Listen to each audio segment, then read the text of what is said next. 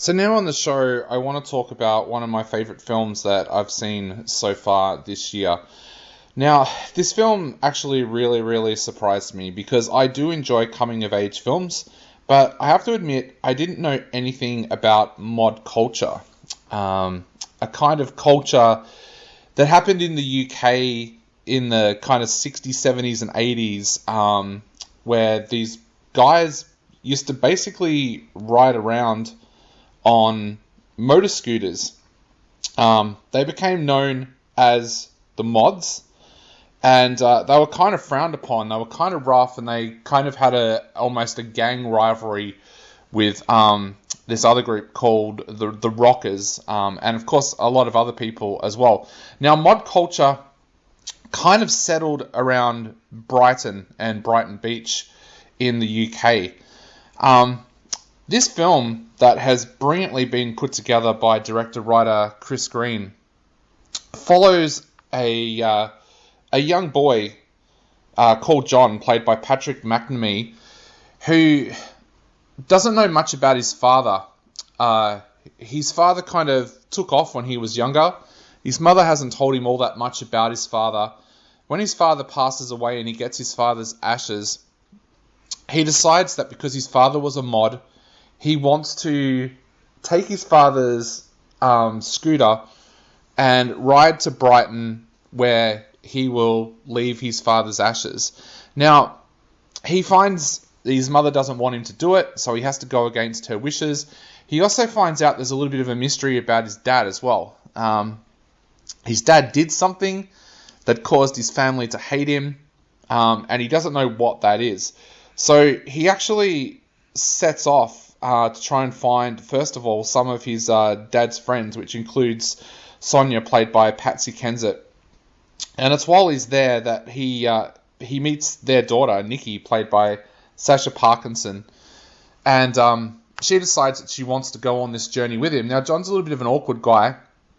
He likes Nikki from the get-go, but is a little bit worried about how that will go. To add to it, we also see another character called Logan, who ends up on the journey as well, that has feelings basically for Nikki. So you have that kind of love triangle that's there as well. But this is such a sweet story. It shows a coming of age story as a boy learns about his dad. It also reveals this mod culture, perhaps to a generation that doesn't really know much about the genre itself.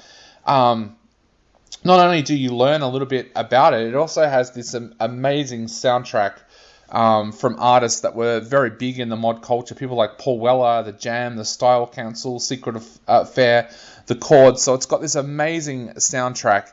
But sometimes when people try and make these kinds of movies, where they lean on a genre or try to educate people about a period of time, quite often the coming of age story gets in the way of people actually learning about a culture or anything like that.